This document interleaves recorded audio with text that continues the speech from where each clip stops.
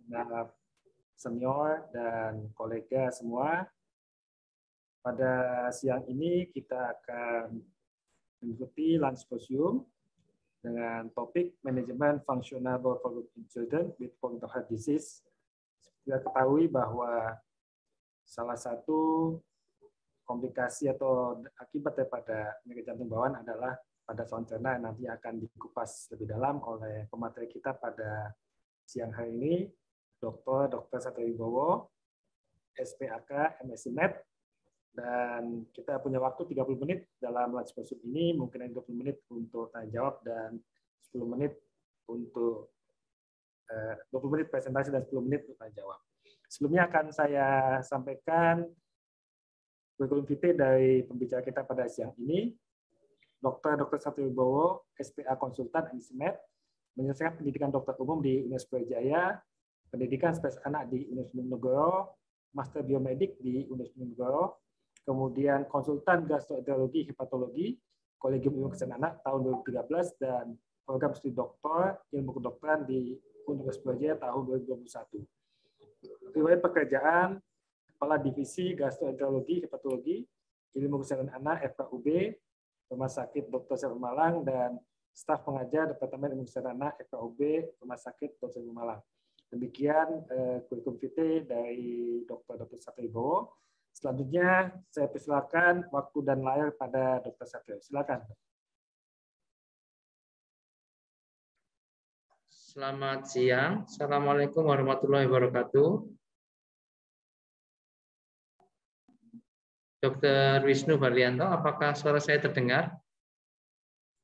Agak kurang keras, Dr. Satrio. Sudah terdengar tapi kurang keras. Apa mungkin didekatkan mic-nya? Tidak kedengaran sama sekali.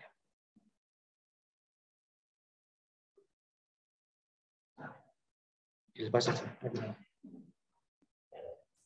Coba lagi, Dr. Satrio. Baik, apakah suara saya terdengar, Dok? Sudah cukup jelas. Sudah cukup jelas, Dr.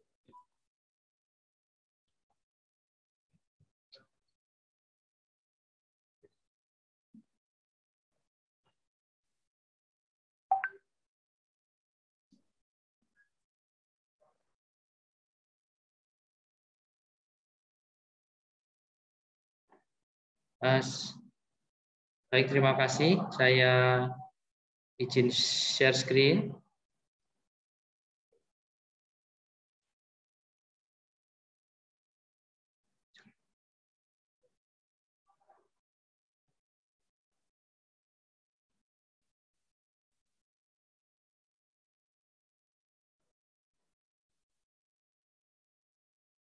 Apakah sudah terlihat, Dok?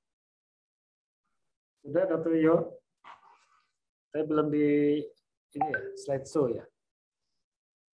Ya, apakah sudah terlihat slideshow-nya, Dok? Masih belum, Dr. Yo. Udah slideshow.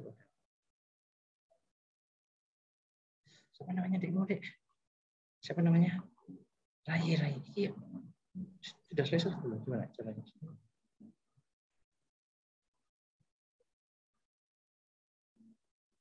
Ya, apakah sudah terlihat, Dok? Sudah jelas, Dok. Baik.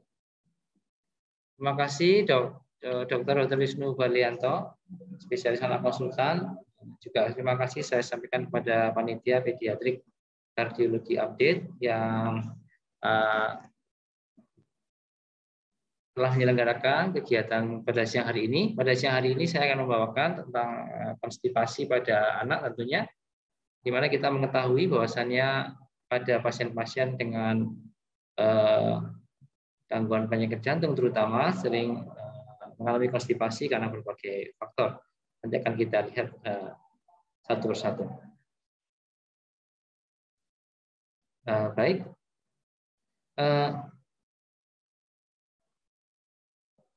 Sebelum kita masuk ke topik konstipasi, kita mengenal bahwasannya keluhan-keluhan pada saluran pencernaan terbagi menjadi dua, yaitu keluhan yang bersifat fungsional dan keluhan yang bersifat organik. Ya. Jadi keluhan-keluhan ini kita bagi menjadi dua. Ada juga yang pembagian yaitu keluhan-keluhan yang bersifat disorder, ada juga yang berupa disease ya. Jadi seperti diare ataupun salmonellosis ataupun suatu amoebiasis itu adalah keluhan yang bersifat disease, sedangkan keluhan-keluhan kelompok lainnya adalah yang bersifat disorder. Jadi keluhan saluran cerna ada dua, ada yang dikelompokkan menjadi disease dan disorder. Nah, pada siang hari ini kita akan membahas mengenai salah satu gangguan fungsional saluran cerna atau kita sebut sebagai functional gastrointestinal disorder, yaitu suatu gangguan saluran cerna yang berulang, yang tidak dapat dijelaskan penyebabnya, baik secara struktur maupun secara biokimia. Dan untuk kepentingan klinis, maka FGID atau functional gastrointestinal disorder ini dibagi menjadi dua, yaitu menjadi 0 sampai 3 tahun, itu lanjut dan toddler, dan anak antara 4 sampai 18 tahun.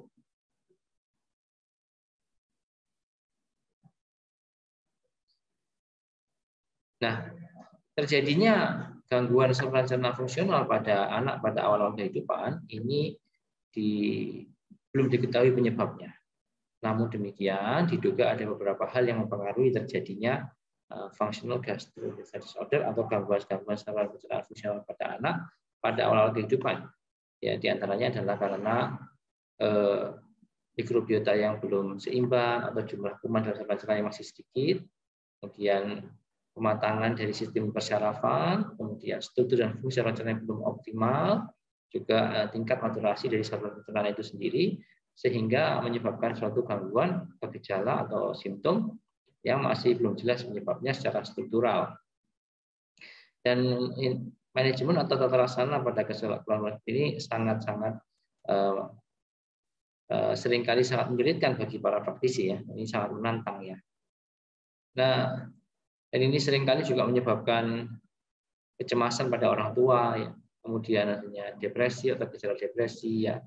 Kemudian juga di sini sering terjadi gangguan minum pada bayi-bayi prematur ya, atau bayi yang sering terhenti, jadinya perubahan atau masalah-masalah behavioral, dan kemudian anak menjadi lebih rewel ya, kemudian pekerjaan orang tua atau kehidupan sosial keluarga menjadi terganggu. Baik, selanjutnya disorder atau functional gastrointestinal disorder atau keluhan-keluhan saluran pencernaan yang bersifat fungsional itu memang dibagi dua. Ada yang masuk di dalam kategori bayi dan usia di bawah 3 tahun, juga ada yang dimasukkan atau dikategorikan di dalam anak sampai dengan remaja. Dua-duanya kita sebut sebagai functional constipation atau konstipasi fungsional. Apa itu konstipasi fungsional? Jadi menurut kriteria Roma atau Roma 4 itu adalah suatu kejadian kesulitan buang air besar yang ditandai setidaknya minimal 2 gejala di bawah ini. Yang pertama adalah defekasi yang kurang dari atau sama dengan 2 kali per minggu, riwayat tinja dengan ukurannya besar, kemudian adanya retensi atau sisa tinja dalam perut yang banyak, kemudian riwayat mengejar atau yang sulit atau sangat sakit, dan massa tinja yang besar yang ada pada rektum. Kemudian pada anak yang sudah pernah dilatih, ini juga adanya episode soiling ya, atau kejepit pada anak 1 kali episode per minggu, atau kemudian adanya riwayat diameter yang besar, BAB yang besar. Nah, namun demikian, secara praktis klinis, seorang klinisi dapat menentukan suatu keadaan konstipasi, yaitu dengan 4 cara. Pokoknya kalau ada BAB yang besar atau keras atau nyeri atau jarang. Jadi defekasi frekuensinya kurang dari 3 kali, ukurannya besar, nyeri ya. Pokoknya besar, keras, nyeri, jarang itu sudah hampir lebih dari 75% merupakan tanda daripada konstipasi. Sehingga kita tidak perlu menghafalkan kriteria Roma tadi ya. Kalau secara klinik, secara simptom tadi cukup bayi yang besar, keras, nyeri atau jarang. Nah, kemudian pada physical examination atau pemeriksaan fisik itu didapatkan adanya gas atau tinja ya. Kemudian pada pemeriksaan anus seringkali didapatkan adanya sisa tinja pada sekitar anus ya, atau kemerahan atau anus yang luka, atau adanya fisura. Nah, ini penting. Bahkan orang tua seringkali itu mengeluhkan adanya ambeien atau seperti daging tumbuh. Ya. Jadi itu sebenarnya bukan seperti daging tumbuh, tetapi fisura atau robekan dari anus yang berulang-ulang itu akan menyebabkan adanya jaringan baru ya, seperti kesannya itu seperti jaringan kayak seperti ambeien ya, padahal itu bukan ambeien, tetapi juga ada yang mengatakan seperti ada daging tumbuhnya, dok. Itu kita sebut sebagai anal tag atau sentinel tag. Itu terjadi karena robekannya berulang-ulang dari fisura. Kemudian juga ditandai dengan rasa nyeri, kemudian juga ditandai dengan apa namanya itu tekanan yang tinggi pada sphincter anus. Nah, ini adalah konstipasi. Jadi konstipasi ditegakkan melalui yang pertama tentunya anamnesis dan physical examination atau pemeriksaan fisik. Kemudian dari anamnesis dan pemeriksaan fisik, seorang dokter atau seorang klinisi pertama-tama melihat ada tidaknya warning sign atau tanda bahaya ya, tanda bahaya.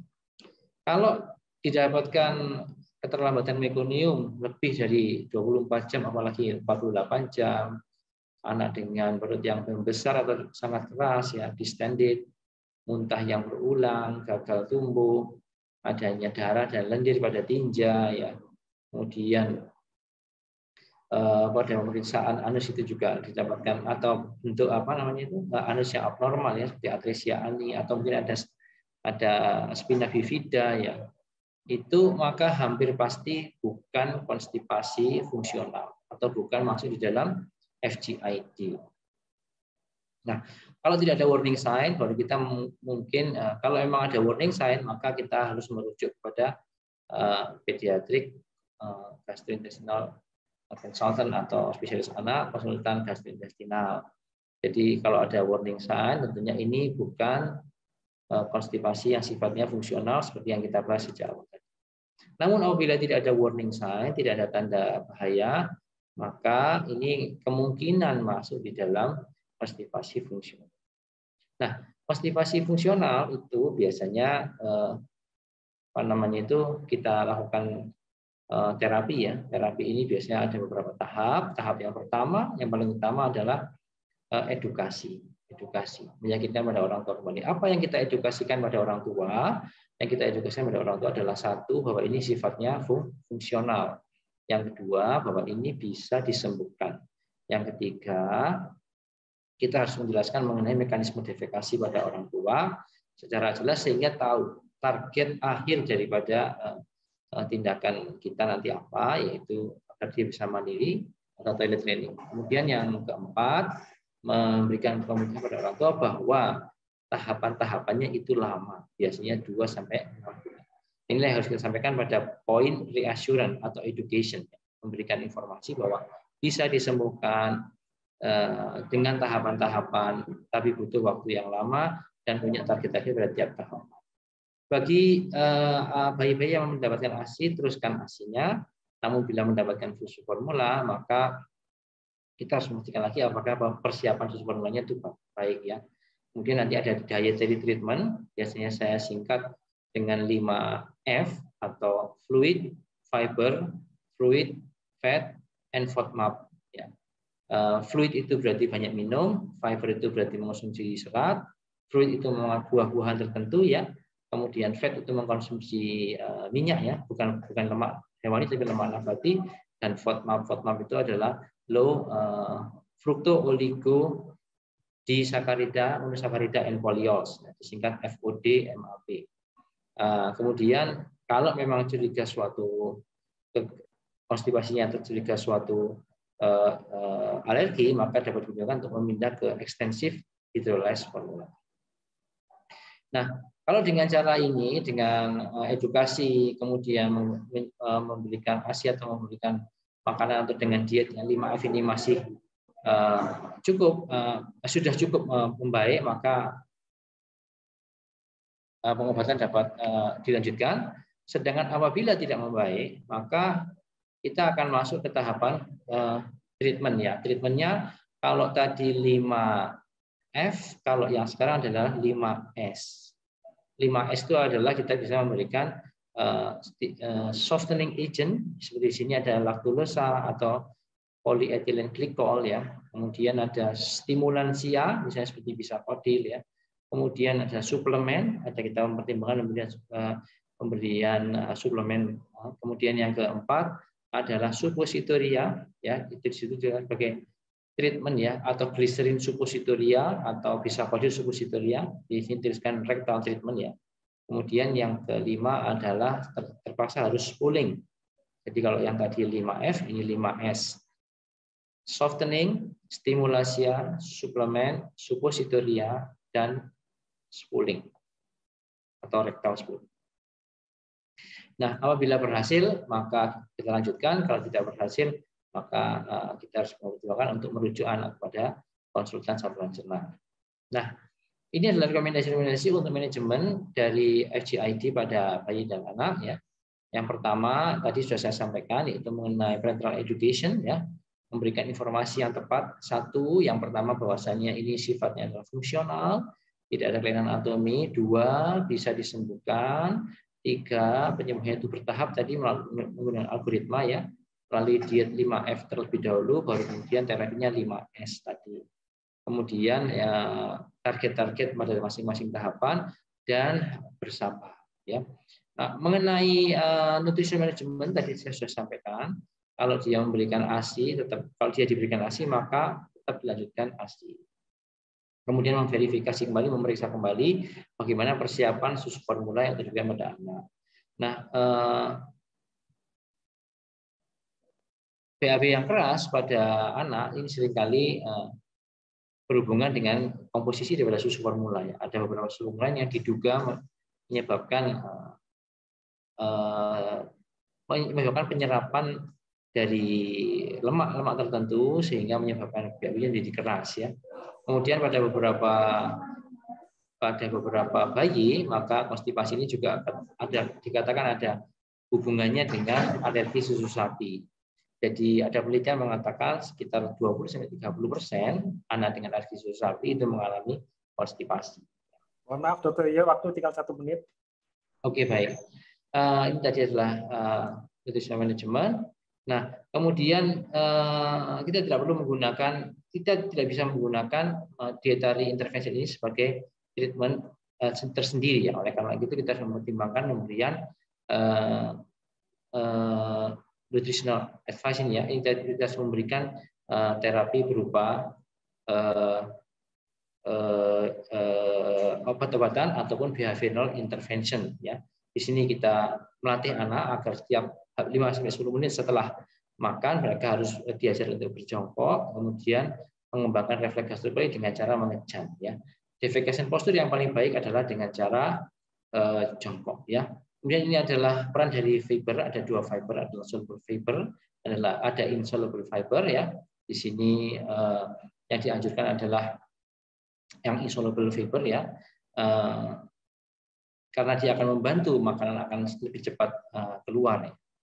Nah, mengenai fiber in constipation memang tidak ada RCT yang besar, tidak ada bukti-bukti ilmiah yang bisa mendukung. Ya. Namun demikian ini bisa digunakan sebagai salah satu upaya pengobatan dari 5F tadi yang saya sebutkan tadi. Physical activity ya direkomendasikan agar anak dengan konstipasi tetap melaksanakan physical activity seperti biasa. Nah, yang paling bagus selain makanan dan activity adalah pemberian laksatif. Di sini yang dianjurkan ada beberapa laksatif yang dianjurkan pada physical activity, antara lain adalah polyethylene glycol, laktulosa, kemudian sena ya. Sena ini biasanya ada di Vegeta itu ya. Nah, tapi dari mana ini mana yang paling efektif untuk formulasi treatment? Ternyata polyethylene glycol ini adalah merupakan salah satu agent yang paling dianjurkan pada konstipasi fungsional pada bayi di atas 6 bulan, di atas 6 bulan. Kemudian rectal treatment dengan gliserin ini juga rupanya juga baik. Pemberiannya ini biasanya kalau pemberian secara oral gagal. Kemudian polyethylene glycol dan elektrolit ini juga dianjurkan sebagai terapi lini pertama. Nah, yang jelas adalah ini tidak bisa singkat, jadi dia membutuhkan waktu beberapa bulan. Biasanya antara 2 hingga 6 bulan. Nah, bagaimana dengan PEG dan NMA? Apakah sama-sama efektifnya? Ternyata berdasarkan dari penelitian itu para ahli lebih menganjurkan memberikan PEG. Mengapa demikian? Karena pada anak dengan konstipasi dia sudah mengalami trauma, sehingga lebih baik menggunakan obat-obatan yang bisa dikonsumsi dari minum daripada obat-obatan yang diberikan secara rektal. Kemudian bagaimana dengan apakah bisa digunakan sebagai maintenance? Jadi ternyata ini juga bisa digunakan sebagai maintenance. Namun apabila sudah lancar, kita bisa melanjutkannya dengan laktulosa. Pemberian laktulosa itu juga aman untuk anak-anak, dan laktulosa itu bisa direkomendasikan apabila tidak ada polyethylene glikol atau PEG. Nah, ini adalah anjuran-anjuran penggunaan polyethylene glikol ya. Kemudian dosis awalnya adalah setengah dari dosis disinfeksinya. Jadi kita akan bahas dosisnya karena waktunya sudah habis, ini masih cukup banyak. Saya kira saya akan lanjutkan langsung ke prognosis ya, bahwa 50% pasien itu akan membaik dalam 6-12 bulan, dan diantaranya memang masih membutuhkan laksatif atau tambahan terapi yang lain. Nah, jadi sudah saya sampaikan, saya cepatkan saja. Ini adalah efikasi dan keamanan dari PEG ya. Jadi efikasi dari PEG dibandingkan dengan parafin, ternyata PEG cukup efisien dibandingkan dengan parafin, dan di Indonesia sendiri belum ada parafin. Kemudian yang kedua adalah keamanannya ya, sama efeknya dengan parafin, tetapi efek sampingnya lebih sedikit. Kemudian dibandingkan dengan laktulosa, dia memberikan peningkatan efikasi yang lebih signifikan dan penurunan enkompresis atau gembul ya. Enkompresis itu gembul yang lebih signifikan. Kemudian dibandingkan dengan laktulosa, ini juga ternyata lebih bagus pada minggu-minggu pertama, di mana peningkatan gerak usus lebih cepat pada anak dengan PEG dibandingkan dengan menggunakan laktulosa.